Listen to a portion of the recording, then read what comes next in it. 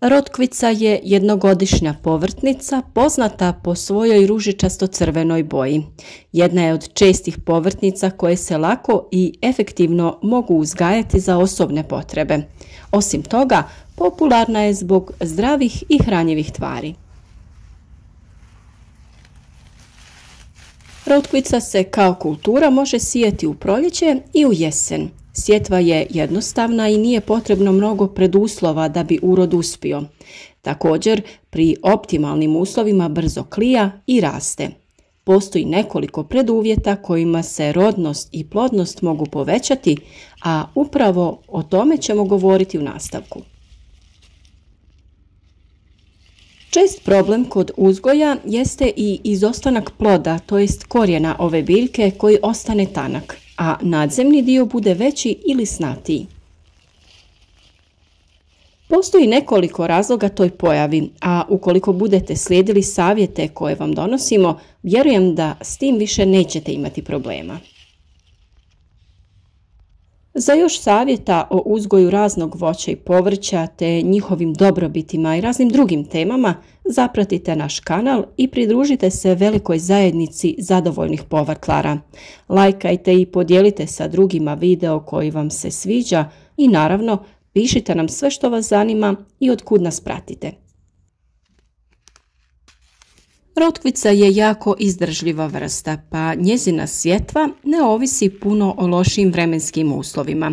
Vrijeme sjetve ovisi o vrsti koja se uzgaja.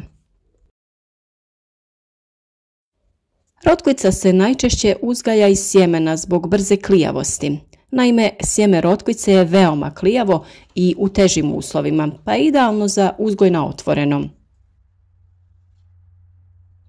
Sije se uz razmak od 15 do 20 cm između redova, plitko, do 1,5 cm dubine.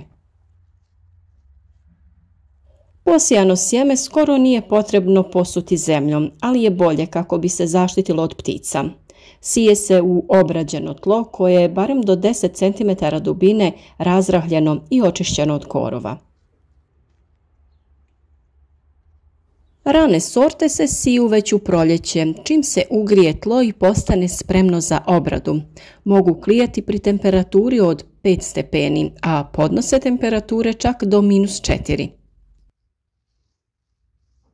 Sjetva ranih sorti započinje već tokom marta, a može trajati sve do maja.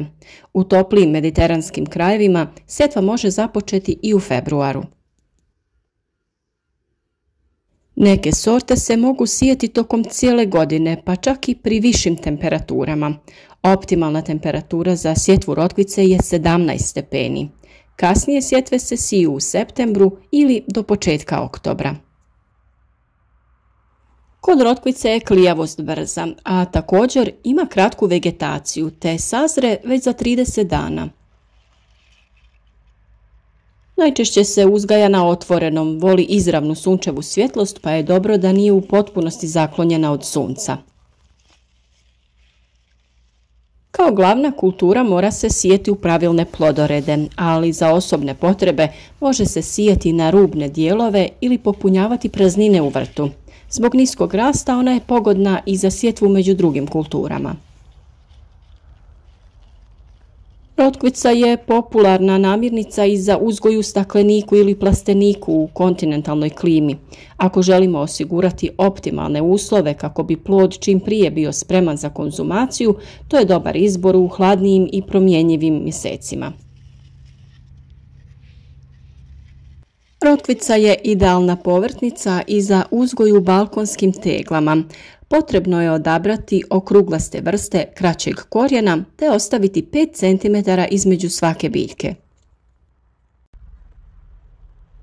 Posuda mora imati dobru odvodnju, a koristi se rahla i humusna zemlja.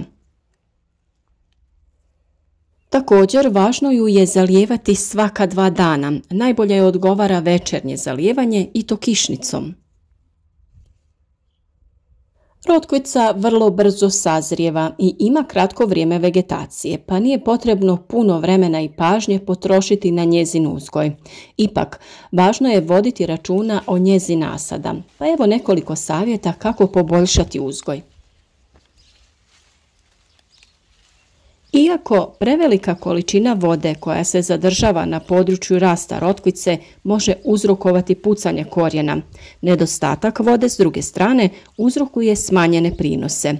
Rotkvica u sebi ima veliki udio vode, pa je tokom vegetacije osjetljiva na količinu vode koju dobiva. Važno je osigurati ravnomjernu vlažnost od oko 60%.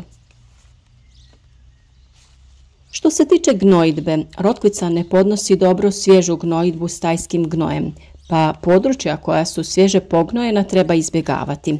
Dobro će reagirati na tlo pognojeno prošle sezone na kojem je već bila neka pretkultura. Na siromašnim zemljištima gnojenje se može obaviti 5 do 10 dana prije sjetve, te 10 do 12 dana nakon nicanja. Za to se koriste otopljena mineralna gnojiva sa većom količinom dušika ili NPK gnojiva. Ako je prije sjetve rotkvice na tom području uzgajana kultura koja za sobom ostavlja mnogo dušika, kao što je grašak ili djetelina lucerna, nije potrebno dodatno prihranjivanje zbog mogućnosti smanjenja uroda. Brz rast i razvoj nadzemnog dijela biljke ne znači uvijek da su korijeni u tlu veliki i sočni. Ako je rozeta rotkvice lijepa, a korijenje je sitno, čvoričasto i zakrivljeno, to znači da kultura treba fosforno-kalijeva gnojiva. Kod uzgoja rotkvice potrebno je obavezno razbijati pokoricu nakon okišavanja kako ne bi usporilo rast i pravilan razvoj korijena. Ono što je kod rotkvice također vrlo važno jeste prorjeđivanje. To se radi kod gušćeg nasada za pravilan razvoj korijena. Biljke se mogu prorjeđivati već 14 dana nakon sjetve, kako bi se između svake biljke ostavilo 5 cm razmaka. Može ih se sijati u razmaku od 14 dana između već posijanih jedinki kako bi novi nasad dobio prostora vađenjem zrelih rotkvica. Biljke koje su prorjeđene i uklonjene mogu se presaditi na novu lokaciju, ali se mora dobro paziti da se ne ošteti korijen. Rotkvica se bere kada je zrela, a to ovisi o razvoju korijena, ali općenito bere se kada naraste više od 15 mm u promjeru. Ukoliko imate strpljenja, rotkvicu možete odmah sijati na razmak od 5 cm i na taj način neće biti potrebe za daljnjim prorjeđivanjem. Osigurajte joj dovoljno sunčeve svjetlosti i optimalnu količinu vode. Ukoliko je potrebno, prorijedite biljke kako bi se korijen pravilno razvijao. Obogatite tlo dušičnim gnojivima, ali nemojte pretjerati jer to može uzrokovati prevelik razvoj lisne mase, a sitne plodove. Obavezno dodajte gnojiva sa fosforom i kalijem koji igraju vrlo bitnu ulogu u pravilnom oblikovanju i kvaliteti samih plodova. Zemlja mora biti rahla kako bi se korijen mogao nesmetano širiti i nakon kišnih razdoblja obavezno se mora razbiti pokorica koja se formirala. Vjerujem da će vam ovi savjeti pomoći da što kvalitetnije uzgojite ovo nadasve zdravo povrće. A za mnogo drugih video savjeta kliknite na ovu ikonu našeg kanala, razgledajte kakve to savjete sve nudimo, pa zapratite naš kanal i obavezno kliknite na znak zvonca pored. Na taj način ćete dobivati redovno obavijesti o svakom novom videu, te tako biti u korak sa radovima u vrtu. Uvijek nam je drago kada nam se javite u komentarima, pišete otkud nas pratite, postavljate vaša pitanja, a naravno bilo kakva sugestija o nekom problemu koji imate uvijek je dobrodošla i potrudit ćemo se da napravimo video i na tu temu koja vas zanima.